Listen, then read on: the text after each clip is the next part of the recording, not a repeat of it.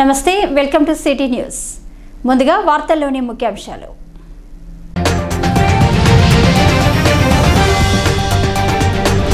రైతు సంక్షేమ పథకాలపై విస్తృత ప్రచారం నిర్వహించండి ధాన్యం కొనుగోలు ప్రక్రియపై జరిగిన సమీక్ష సమావేశంలో అధికారులను ఆదేశించిన మంత్రి శ్రీధర్ బాబు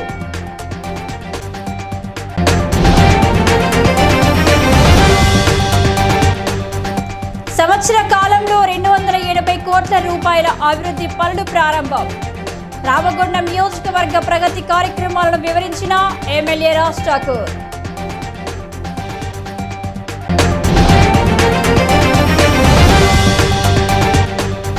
స్ట్రక్చర్ మీటింగ్ లో సమర్థవంతమైన పాత్రను పోషిస్తాం కార్మిక సమస్యల పరిష్కారానికి కృషి చేస్తాం ఏఐటియుసి నాయకుల వెల్లడి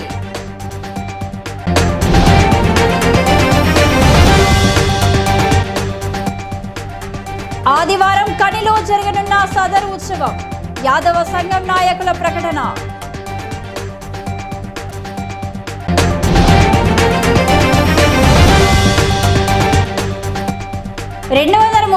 మంది లబ్ధిదారులకు ప్రభుత్వ చేయూత కళ్యాణ లక్ష్మి షాదీ ముబారక్ చెక్కులను పంపిణీ చేసిన ఎమ్మెల్యే రాజ్ ఠాకూర్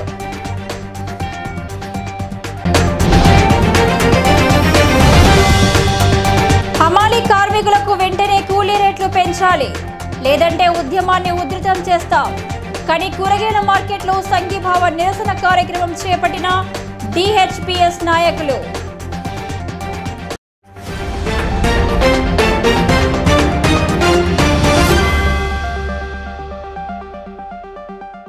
ఇక వివరాల్లోకి వెళ్తే ప్రభుత్వం రైతులకు అందిస్తున్న వివిధ సంక్షేమ పథకాలను విస్తృతంగా ప్రచారం చేయాలని సన్నాలకు బోనస్ ఎంత పడిందో ప్రజలకు తెలియజేయాలని రాష్ట్ర ఐటీ పరిశ్రమల శాసనసభ వ్యవహారాల శాఖ మంత్రి డి శ్రీధర్ బాబు అన్నారు.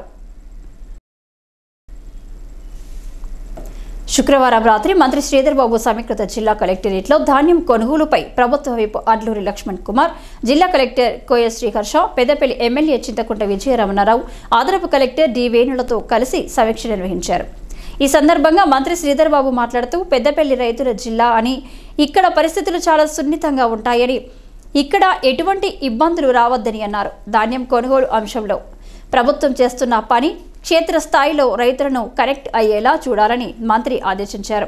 సన్న వడ్లకు 500 రూపాయల బోనస్ ప్రకటించడంతో రైతులకు అధికంగా లాభం చేకూరుతుందని, ప్రభుత్వం అమలు చేస్తున్న రైతు సంక్షేమ పథకాల ద్వారా ప్రతి రైతు ఎంత లబ్ధి పొందుతున్నాడు వివరాలతో గ్రామాలలో బోర్డులను ఏర్పాటు చేయాలని మంత్రి సూచించారు. రైతులకు అమలు చేస్తున్న సంక్షేమ పథకాల ప్రాధాన్యతను సామాజిక మాధ్యమాల ద్వారా విస్తృతంగా ప్రచారం చేయాలని, 2 లక్షల రుణమాఫీ, సన్న రకం వడ్లకు 500 రూపాయల బోనస్ పథకాల లబ్ధి పొందుతున్న రైతులతో వీడియోలు చేసి ప్రచారం చేయాలని మంత్రి అధికారులను ఆదేశించారు. రామగుండం నియోజకవర్గంలో గడిచిన ఏడాది కాలంలో 280 కోట్ల రూపాయల అభివృద్ధి పనులు చేపట్టినట్లు ఎమ్మెల్యే మక్కన్ సింగ్ రాజ్ ఠాకూర్ తెలిపారు. ఎమ్మెల్యేగా ఎన్నికై ఏడాది పూర్తిగా వస్తున్న సందర్భంగా శనివారం ఉదయం గోదావరిఖని క్యాంప్ కార్యాలయంలో ఎమ్మెల్యే మీడియా సమావేశాన్ని ఏర్పాటు చేసి మాట్లాడారు. నియోజకవర్గంలో ఎస్టీపీల నిర్మాణాలకు 100 కోట్లు, పట్టణ గ్రామీణ ప్రాంతాల్లో ఉన్న రోడ్ల నిర్మాణానికి 100 కోట్లు, డిఎంఎఫ్టి నిధుల ద్వారా 20 కోట్లు, ఈజీఎస్ ద్వారా 4 కోట్ల అభివృద్ధి పనులు ప్రారంభమైనట్లు చెప్పారు. వీటితో పాటు నర్సింగ్ కళాశాల, బండలవాగు ప్రాజెక్టు నిర్మాణం చేపట్టనున్నట్లు తెలిపారు. రాష్ట్రంలో విద్యుత్ అవసరాల దృష్ట్యా సింగరేణి, జెన్కో సంయుక్తంగా 800 మెగావాట్ల విద్యుత్ కేంద్రం ఏర్పాటు చేయనున్నట్లు చెప్పారు. దీని ద్వారా నిరుద్యోగులకు ఉపాధి అవకాశాలు లభిస్తాయని సూచించారు. ఎన్టీపీసీ ఆధ్వర్యంలో కూడా త్వరలోనే 2400 మెగావాట్ల విద్యుత్ ప్లాంట్లను నిర్మించనున్నట్లు చెప్పారు. రామగుండం మెడికల్ కళాశాలలకు 140 కోట్లు, పాలకుర్తి లిఫ్ట్ ఇరిగేషన్ ప్రాజెక్టుకు 360 కోట్లు మంజూరు అయినట్లు తెలిపారు.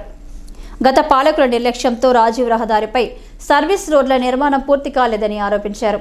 సింగరేణి నుండి రావాల్సిన డిఎంఎఫ్టి నిధులను సిద్దిపేట, సిరిసిల్లకు తరలించారని ఆవేదన వ్యక్తం చేశారు.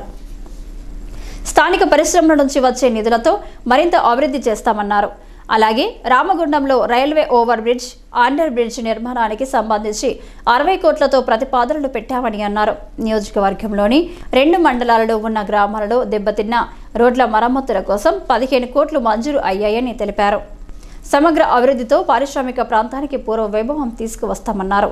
అవినీతి అధికారులను ఉపేక్షించేది లేదని స్పష్టం చేశారు. రామగుండం విద్యుత్ ప్రాజెక్ట్ గురించి మీకు తెలుసు. 10,000 కోట్లుతో ఒక విద్యుత్ కేంద్రాన్ని తీసుకొస్తా ఉన్నాం. ఇది చరిత్రాత్మకం. దానికి కూడా రాజకీయం చేసే పని చేస్తా ఉన్నారు. కళ్ళు మూసుకపోయినాయా, బుద్ధి మందగిచ్చిందా అర్థం కానట్టు అవసరం. అన్నీ ఉన్నాయి. పిట్ హెడ్, బొగ్గు, నీళ్లు, వ్యవస్థ, భూమి అన్నీ ఉన్నా కూడా పెట్టలేదు.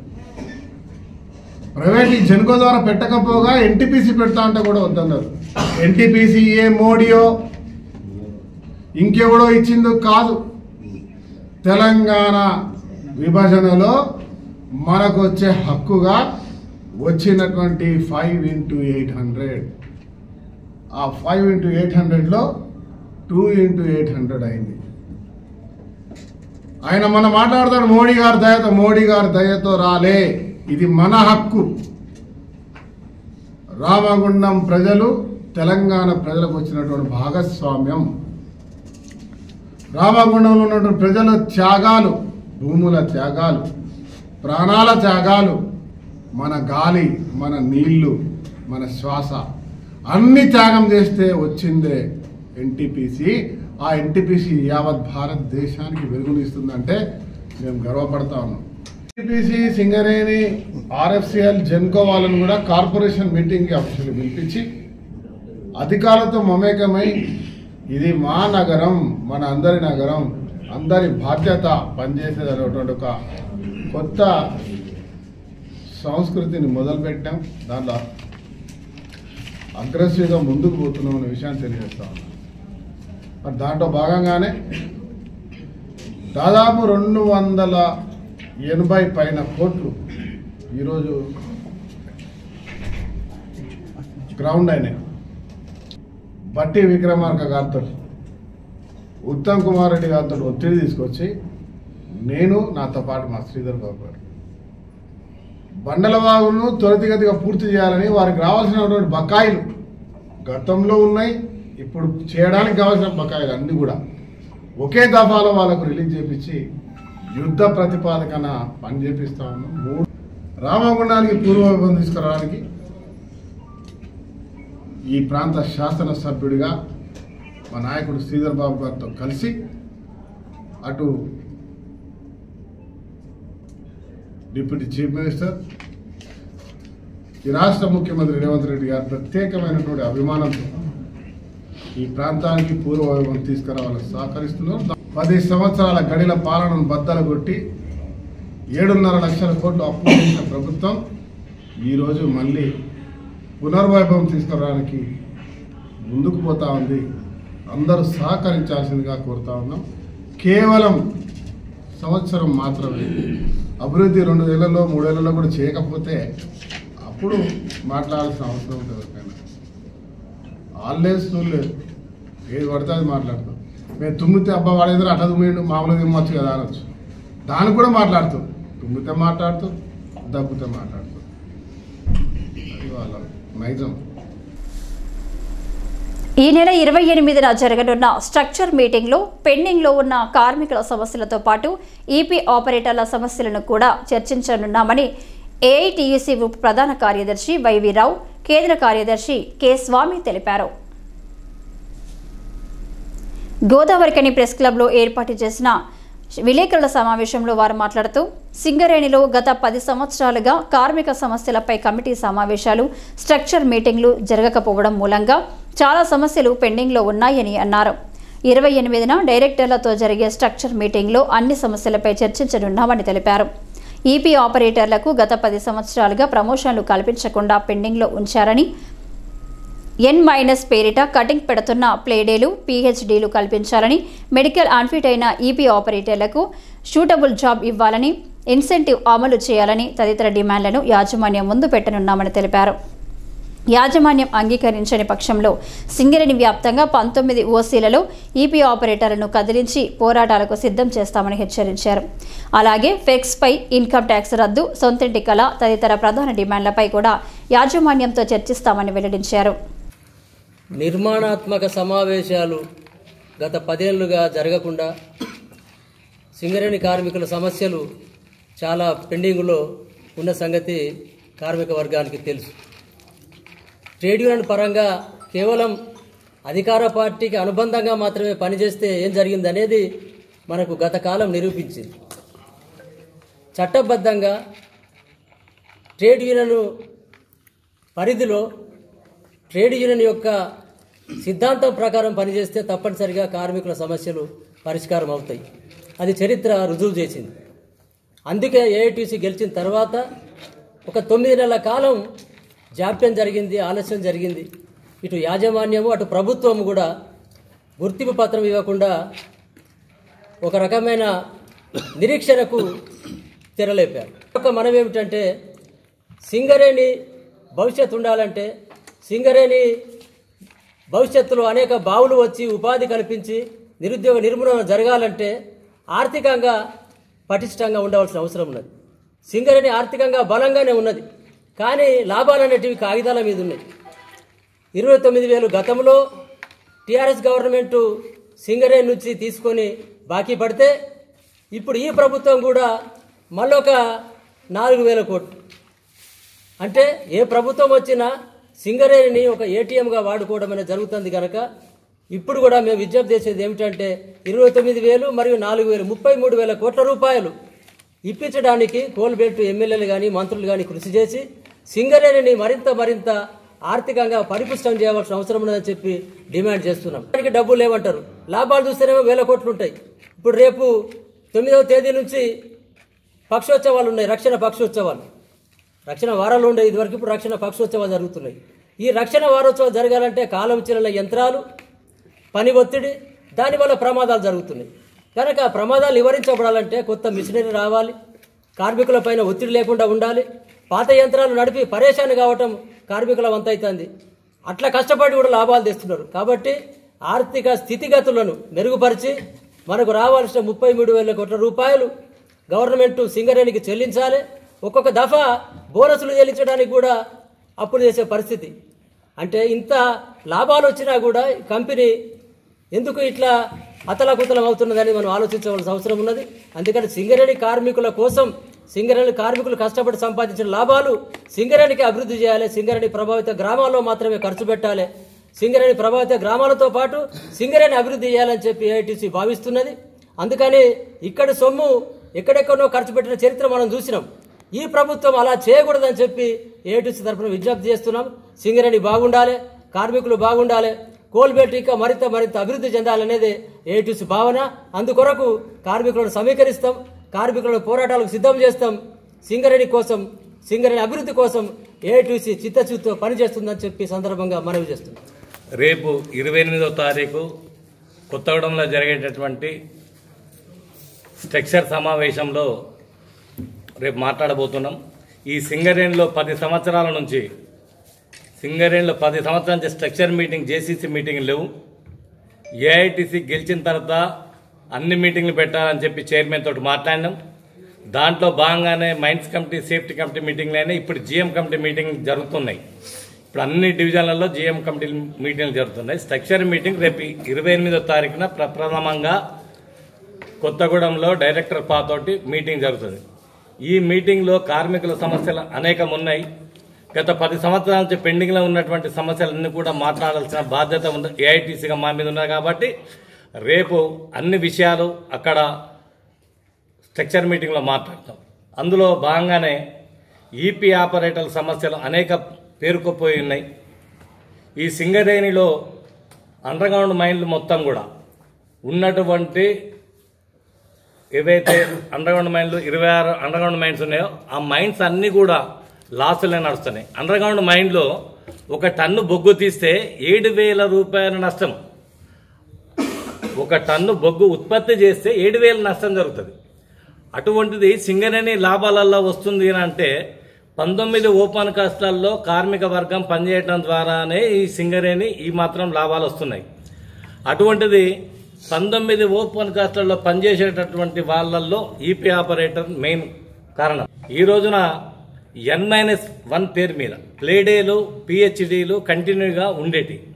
అటువంటి దాన్ని N- పేరు మీద ఈ రోజున ఆపరేటర్లకి ప్లేడీల కటింగ్ పెట్టి అవసరం అనుకుంటే డంపర్లు, డోజర్లు, షావల్స్ ఐడిల్ పెడతాను తప్ప ఒక షెవల్ అంటే 14 కోట్ల రూపాయల మిషనరీ, ఒక డంపర్ అంటే 3 కోట్ల రూపాయల మిషనరీ.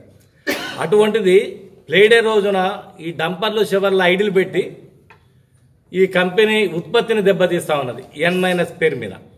కాబట్టి ఈరోజు రేపు జరిగేటటువంటి మీటింగ్లో ఈ కంపెనీ ఏదైతే మిషనరీ ఉన్నదో దాన్ని ఐడిల్ పెట్టడం వలన కంపెనీకి కూడా నష్టం, ఈ ప్లేడేలు పిహెచ్డీలు రన్ చేస్తే కంపెనీకి లాభం. కాబట్టి అన్ని ప్లేడేలు పిహెచ్డీలు కార్మిక వర్గానికి, ఆపరేటర్లకి ఇవ్వాలన్నది ఏఐటీసీ డిమాండ్. అది రేపు మాట్లాడబోతున్నాం. అదేవిధంగా ఈపీ ఆపరేటర్స్ ఎవరైతే ఉన్నారో వాళ్ళకి డి గ్రేడ్ నుంచి సి గ్రేడ్ రావాలంటే 2 ఇయర్స్కి ఇచ్చేది, D to C 2 years, C to B 3 years, B to A 3 years ఇచ్చేటటువంటి సిస్టమ్ ఈ సింగరేణిలో ఉన్నది. ఇప్పుడు అనేక సంవత్సరాల నుంచి 6 సంవత్సరాలైనా కూడా వాళ్ళకి ప్రమోషన్ ఇవ్వలే. అట్లనే సి టు బి కానీ బి టు ఏ కానీ ప్రమోషన్స్ మొత్తం కూడా ఆఫ్ చేయడం అనేది జరిగింది. కాబట్టి ఏఐటీసీగా నిర్ణయం తీసుకున్నాం, తప్పనిసరిగా సి 2 ఇయర్స్కి, అదేవిధంగా C to B, B to A 3 ఇయర్స్కి కంపెనీ ఇవ్వాలని చెప్పి ఏఐటీసీ డిమాండ్ పెట్టి రేపు 28వ తారీఖు రోజు మాట్లాడబోతున్నాం. ఇంకా అనేక సమస్యలు ఉన్నాయి, కార్మికులకు సంబంధించినటువంటి పెండింగ్ సమస్యలు. ఆ సమస్యల మీద కూడా మాట్లాడటం అనేది జరుగుతుంది. ఇప్పుడు పెరిప్స్ మీద ఏదైతే కార్మికులకు ఇన్కమ్ ట్యాక్స్ ఏదైతే కోల్ ఇండియాలో ఇస్తుండ్రో ఇక్కడ ఇస్తలేరు, కోల్ ఇండియాలో ఆఫీసర్లకు ఇస్తున్నారు, ఇక్కడ ఇస్తలేరు.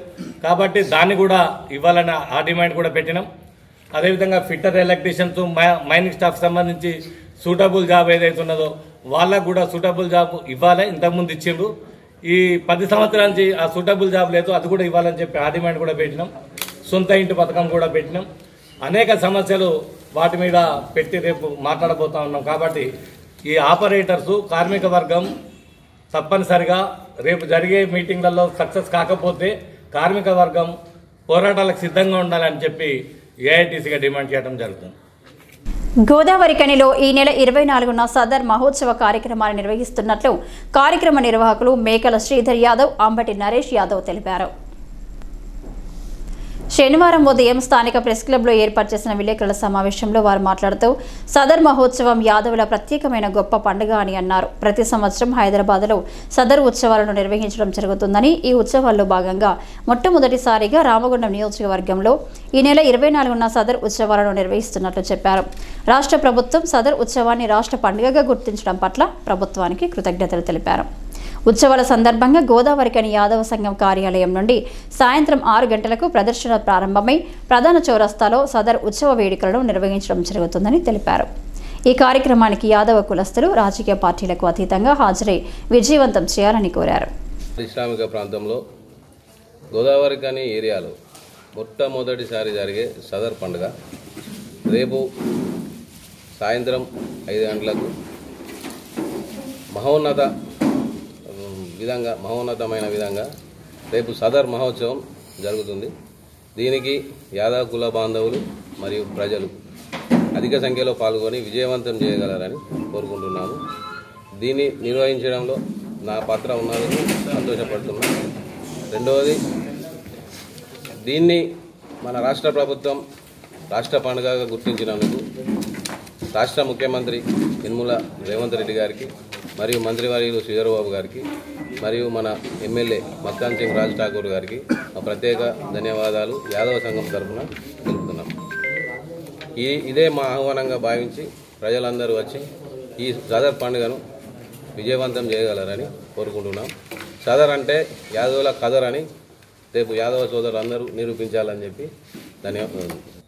ముఖ్యంగా యాదవ్ శ్రీకృష్ణ యాదవ సంఘం ఆధ్వర్యంలో రేపు మొట్టమొదటిసారిగా సదర్ ఉత్సవము ఆదివారం రేపు సాయంత్రం 6 గంటల నుంచి గోదావరి ఖని చౌరస్తాలో నిర్వహించుటకు యాదవ పెద్దలందరూ కూడా పూనుకోవడం జరిగింది. ముఖ్యంగా మేకల శ్రీధర్ యాదవ్ గారు ఈ యొక్క బృహత్కరమైనటువంటి కార్యక్రమాన్ని సంకల్పించి కంకణం కట్టుకొని యాదవుల యొక్క ఔన్నత్యాన్ని, పాడి పశువుల యొక్క విశిష్టతను, మానవ నాగరికత మొదలైనప్పటి నుంచి పశువును అడవిలో తిరిగేటువంటి పశువును అదుపు చేసి ఒక యాదవుడు వాటి ద్వారా పాడిని పరిశ్రమను ఏ విధంగా వృద్ధి చేసిండ్రు అని ప్రపంచానికి చాటి చెప్పినటువంటి జాతి యాదవ జాతి.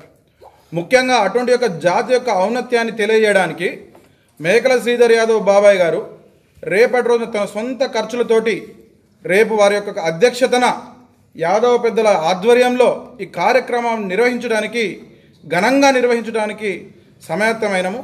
కావున ఇదే ఆహ్వానంగా ఇదే పిలుపుగా భావించి నియోజకవర్గంలోని పారిశ్రామిక ప్రాంతం గోదావరిఖని పట్టణంలోని ప్రతి ఒక్క యాదవ కుల బంధుడు మరియు పశువుతోటి సంబంధం ఉన్నటువంటి వ్యక్తి అన్ని సమగ్ర కులాలు, ముఖ్యంగా ఇది గ్రామీణ ప్రాంతంగా ఉన్నటువంటి జనగామ, అడ్డగుంటపల్లి, కాశీపల్లి నుంచి మొదలైనటువంటి ఒక సంస్కృతి.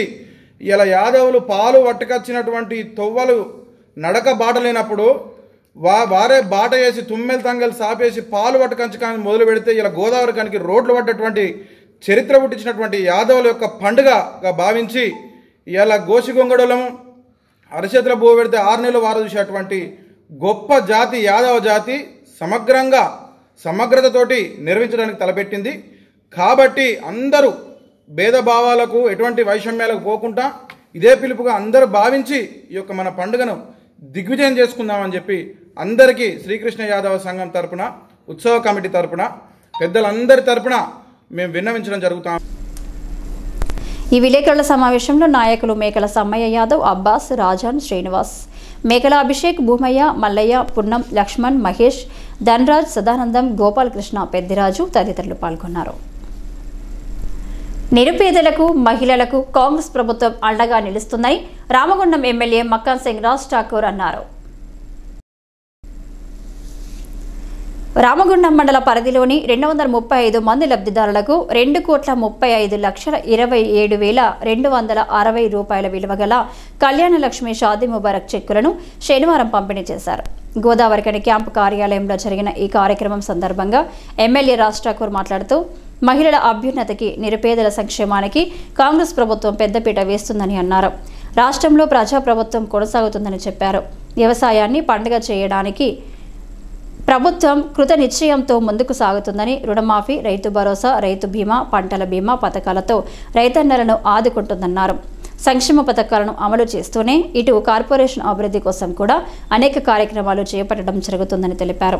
ఎన్నికల సందర్భంగా ఇచ్చిన మాట ప్రకారంగా 11 నెలలు గడవక ముందే సాధ్యమైన అన్ని హామీలను నెరవేరుస్తూ కాంగ్రెస్ ప్రభుత్వం ప్రజల మన్ననలు చురగొంటుందని వివరించారు. కళ్యాణ లక్ష్మి షాదీ ముబారక్ చెక్కులే దీనిలో నిదర్శనం. 10 నెలల కాలంలో మీరందరూ కూడా గమనించాలి, ప్రభుత్వం ఏర్పడ్డాక 3 నెలలు ప్రభుత్వం నడవలే. తర్వాత మళ్ళా పార్లమెంట్ ఎలక్షన్లు వచ్చి 4 నెలలు నడవలే. ఎలక్షన్ కోడ్ వచ్చింది. దాని తర్వాత ఈ 4 నెలల కాలంలోనే ఎన్ని అప్పులున్నా ఏ చేసినా ఎక్కడ కూడా తగ్గకుండా పని చేస్తూ అభివృద్ధి చేస్తూ పోతా ఉన్నాం.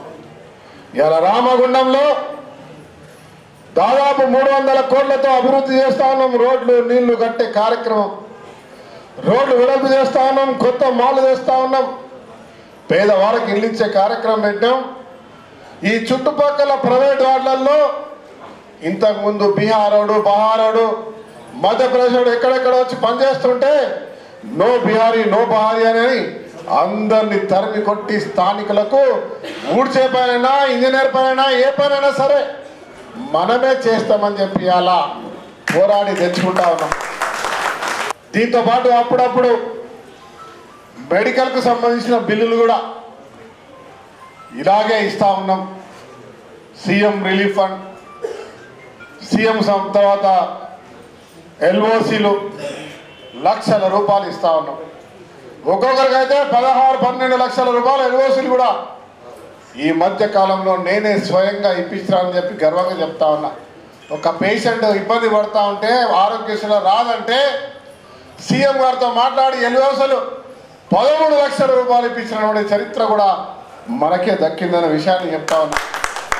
ఈరోజు కళ్యాణ లక్ష్మి తీసుకున్న వాళ్ళలో బీసీలకు సంబంధించిన వాళ్ళు 120 మంది, ఎస్సీ బంధువులకు సంబంధించిన వాళ్ళు 60 మంది, ఎస్టీ బంధువులకు సంబంధించిన వాళ్ళు 4 మంది, ముస్లిం బంధువులకు సంబంధించిన వాళ్ళు 51 మంది, మొత్తానికి 2,235 మంది అయితే 2,27,27,360 రూపాయలు ఈరోజు మీ అందరికి కూడా ఇవ్వబోతా ఉన్నాం. మీ అందరికీ శుభాకాంక్షలు తెలియజేస్తున్నా. ఈ కార్యక్రమంలో రెవెన్యూ అధికారులు, కార్పొరేటర్లు, కాంగ్రెస్ పార్టీ నాయకులు తదితరులు పాల్గొన్నారు.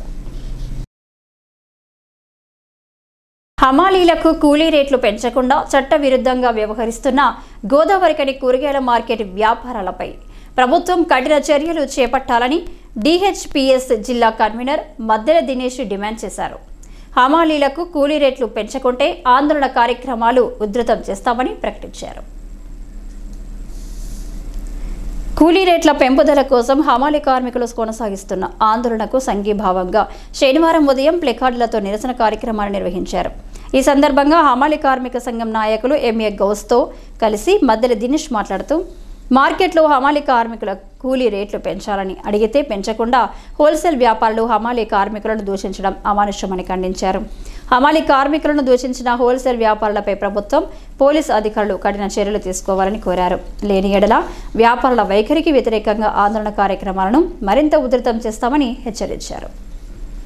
ప్రాంతంలోని కూరగాయల మార్కెట్ లో పనిచేస్తున్నటువంటి హమాలీ కూలీలు గత కొన్ని రోజులుగా వారికి సంబంధించినటువంటి వేతనాలను పెంచాలని, నూతనంగా అగ్రిమెంట్ చేయాలని పోరాడుతున్న సమయంలో మరి నేడు భారత కమ్యూనిస్టు పార్టీ అనుబంధ సంఘమైనటువంటి దళిత హక్కుల పోరాట సమితి పక్షాన, మరి గోదావరికని నగర సమితి పక్షాన ఈరోజు ఈ హమాలీ కార్మికులకు మద్దతుగా ఈరోజు నిరసన తెలియజేయడం జరుగుతూ ఉంది ప్లేకార్డులతోటి. మరి 19వ తేదీ 6వ నెల 2019 సంవత్సరంలో మరి నాడు అగ్రిమెంట్ చేసుకున్నటువంటి వేతనాలే రావడం జరుగుతూ ఉంది.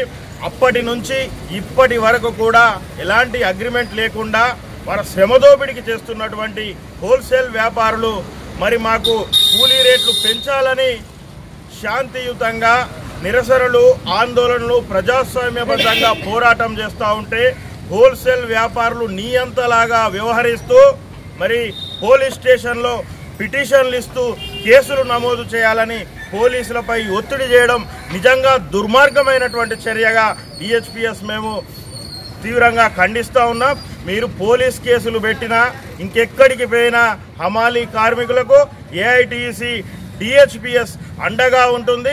ఆ కూలీ రేట్లు పెంచేంత వరకు కూడా మరి హమాలీలకు అండగా నిలుస్తామని, అదేవిధంగా హోల్సేల్ వ్యాపారులు తక్షణమే స్పందించి దీనికి సంబంధించినటువంటి గౌస్ గారిని కానివ్వండి, హమాలీ కార్మికుల నాయకులను కానీ పిలిపించి చర్చలు జరిపి వారి డిమాండ్ను అంగీకరించేంత వరకు పెద్ద ఎత్తున మరి డిహెచ్పిఎస్ పక్షాన పోరాడదామని ఈ సందర్భంగా తెలియజేస్తాం. గత సంవత్సర కాలం నుండి హమాలీ కూలీ రేట్లు పెంచవలసిందిగా హోల్సేల్ వ్యాపారస్తులకు మెమోరాండాలు ఇవ్వడం జరిగింది. అదే సందర్భంగా అన్ని ప్రాంతాలల్లో కూలీ రేట్లు పెరుగుతూ ఉన్నాయి. మన దగ్గర కూడా కూలీ పెంచాలని చెప్పేసి కోరినాము. మొత్తంలో కూడా 2019 నుంచి వెళ్ళి ఈరోజు వరకు ఏమైందంటే కరోనా వచ్చిందని చెప్పేసి ఒక 2 సంవత్సరాల కాలయాపన జరిగింది. ఆ 2 సంవత్సరాలు గడిచిన తర్వాత మళ్ళొక్క 2 సంవత్సరాలు మాట్లాడదామని చెప్పేసి దాటవేయడం జరిగింది. ఈ రోజు వరకు కూడా కూలీ రేట్లు పెంచడం కోసం హోల్సేల్ వ్యాపారస్తులు ఒక సమావేశం కూడా జరపలేదు. మేము డిప్యూటీ లేబర్ కమిషనర్ గారి దగ్గరికి రెఫరెండం చేసినాము. ఆ రెఫరెండం చేస్తే పోయిన నవంబర్లో వాళ్ళు ఒక సమావేశం ఏర్పాటు చేసినారు. ఆ సమావేశంలో కూడా మేము ఖచ్చితంగా కూర్చుండి మాట్లాడి కూలీ రేట్లు పెంచుతామని చెప్పినటువంటి హోల్సేల్ వ్యాపారస్తులు ఇప్పటి వరకు కూడా ఊసు ఎత్తడం లేదు. మేమేమంటున్నామంటే తక్షణమే మీరు సమావేశం చేసినా మంచిదే, లేదా మమ్మల్ని సమావేశం ఏర్పాటు చేయమన్నా చేస్తాము, కూర్చుండి సమస్యను పరిష్కారం చేద్దామని చెప్పేసి కోరుతా ఉన్నాం. సింగరేణి కార్మికుల సమస్యలు పరిష్కరించడంలో ఐఎన్టీయూసీ ముందుంటుందని ఆ యూనియన్ ఉపాధ్యక్షుడు ధర్మపురి పేర్కొన్నారు. ఎయిటింగ్టన్ కాలనీలోని యూనియన్ కార్యాలయంలో ఏర్పాటు చేసిన మీడియా సమావేశంలో పాల్గొని మాట్లాడారు. సింగరేణిలో పనిచేస్తున్న కార్మికులకు స్వంతింటి కళ నెరవేరేలా తమ యూనియన్ తీవ్ర కృషి చేయడం జరుగుతుందన్నారు. గత ప్రభుత్వంలో వారసత్వ ఉద్యోగాలు ఇవ్వడంలో ఆలస్యం వహించడం వలన కాంగ్రెస్ ప్రభుత్వం అధికారంలోకి రాగానే ఉద్యోగాలు ఇవ్వడం జరిగిందని తెలిపారు. అలాగే గుర్తింపు సంఘాలు గెలిచిన ఏఐటీయూసీ ఇంతవరకు కార్మిక సమస్యలపై ఒక్క స్ట్రక్చర్ మీటింగ్ కూడా ఏర్పాటు చేయడం లేదని ఆరోపించారు. అనేక సమస్యలు పెరిగిపోతున్నప్పటికీ గుర్తింపు సంఘం నోరు మెదపకపోవడం సరైన విధానం కాదని తెలిపారు. అనంతరం ఆర్జీ2 పరిధిలోని అన్ని సెక్షన్లో ఫిట్ సెక్రటరీలకు నియామక పత్రాన్ని అందజేశారు. ప్రయత్నం చేయలే గుర్తింపు సంఘంలో డిసెంబర్ 27వ తారీఖు నాడు జరిగిన ఎన్నికలు ఫలితాలు వచ్చినాయి. కానీ ఇప్పటికీ సంవత్సరం దరిదాపు దగ్గరకు వచ్చింది, 10 నెలలు దరిదాపు అయింది. ఒక్క స్ట్రక్చర్ మీటింగ్ కూడా పెట్టియలేకపోయింది. కార్మిక సమస్యలు పేరుకుపోతున్నాయని ఇచ్చిన హామీలు కొన్ని మాత్రమే చేశాం.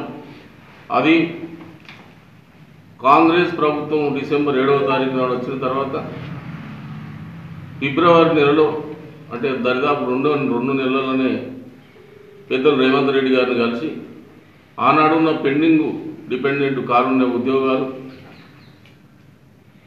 ఏదైతే వాళ్ళ 35 నుంచి 40 సంవత్సరాల వయసు పెంపు, కొంతమంది ఆనాడు ఎక్స్టర్నల్ వాళ్ళు 126 మందికి సెలెక్ట్ అయ్యి రిజల్ట్ ఇచ్చిన తర్వాత కూడా వాళ్ళకు పోస్టులు ఇవ్వలేదు అసలు.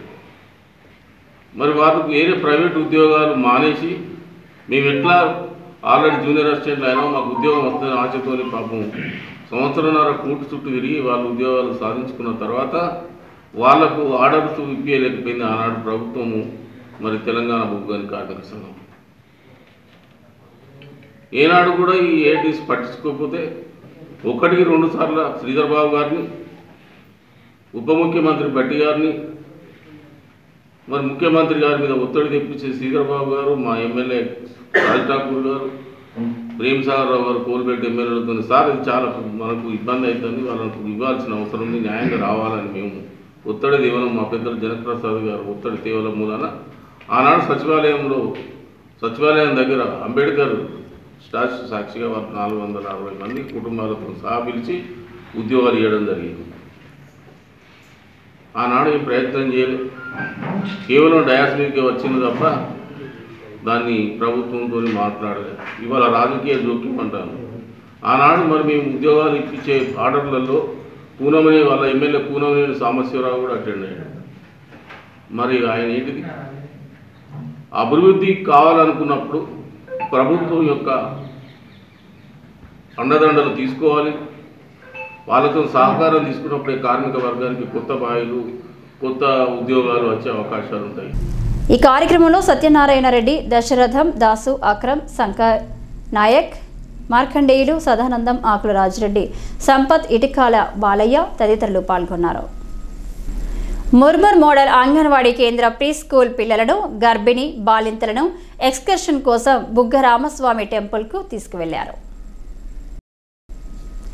ఆటపాటల ద్వారా పిల్లలకు విద్య నేర్పి దీపాలు 101 ముట్టించి శంకరుని పంచామృతాలతో అభిషేకం చేసి బిల్వ పత్రాలు సమర్పించి పంచభక్ష భోజనాలు పెట్టారు.